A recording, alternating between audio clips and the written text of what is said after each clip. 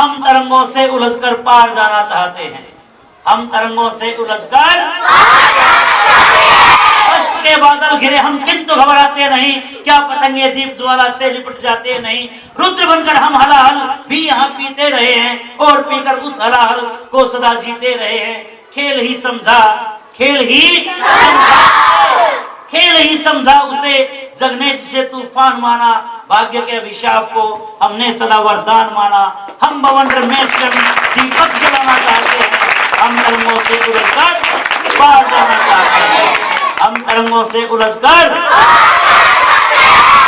तो बड़े अच्छे कवि होते थे, आजकल पता नहीं इतनी अच्छी कविताएं नहीं मिलती, और उस दौरान तो बहुत अच्छी अच्छी कविताएं हुआ करती थी। और मैं बच्चन साहब का बहुत बड़ा फैन हूँ, हरिवंश राय बच्चन जी का, और वो बड़ी अच्छी कविताएं लिखा करते थे और जीवन दर्शन की उनकी कविताएं होती थी। पढ़ी हो यदि आपने एक जो बीत गई सो बात गई, पढ़ी? कैसे? जो बीत गई वो बात गई, तू आज को जी भगवत रस पी। ये नहीं बच्चन के नहीं है, ये आपकी है क्या? अच्छा अच्छा अच्छा, चलो मैं बच्चन जी को सुनाता हूँ। जो बीत गई सो बात गई, जीवन में एक सितारा था, माना वह बेहद प्यारा था, वह टूट गया तो टूट गया। अंबर के आनंद को देखो, कितने इसके तारे टूटे, कितने इसके प्यारे छूटे। जो छूट गए फिर कहाँ मिले, पर बोलो टूटे तारों पर कब अंबर शोर मचाता है। जो बीत गई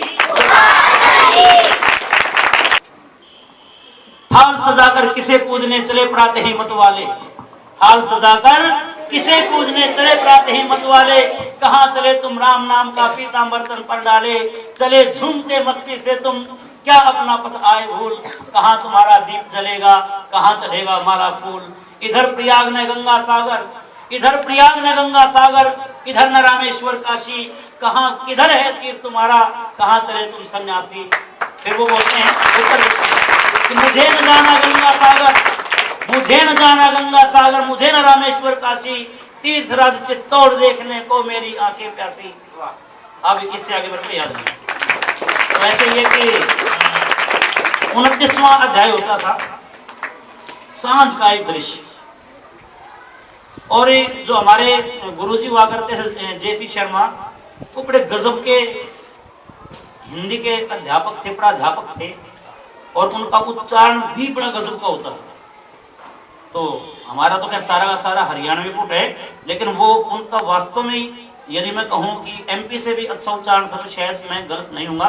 वो इतना अच्छा बोलते थे, वैसे भी बातें करते, बड़े भारी भारी शब्द यूज किया करते।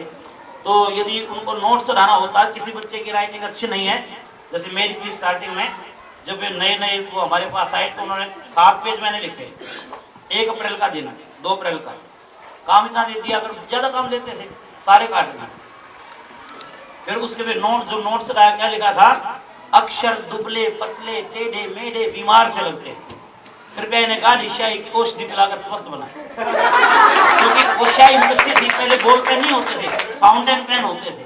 तो जो स्याही थी वो ज्यादा महंगे तो लेते नहीं थे, और वो सस्ती स्याही तो कच्ची आती, तो वो स्याही भी हल्की थी।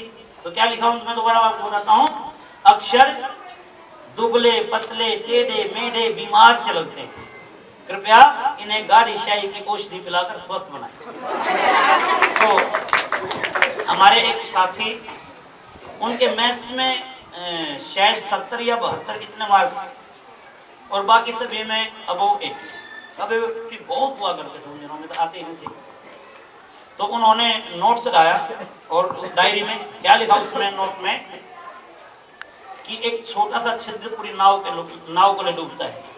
समझ रहे, ये सॉरी समान रहे, एक छोटा सा छिद्र पूरी नाव को ले डूबता है, बस इतना नोट। ऐसे ही एक बच्चे के 80% टोटल में होते होते थोड़े से रह गए। नोट चढ़ाया, अभी दिल्ली दूर, अभी दिल्ली दूर। तो वो है ना, बड़े गजब के नोट चढ़ाया करते थे। तो जो सांझ का एक दृश्य था, वो गाया करते थे कविताओं को, वाचन किया करते थे।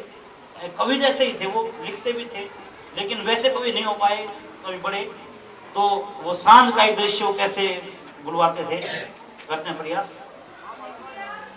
अभी सांझ आ रही है चिड़िया लगी उतरने,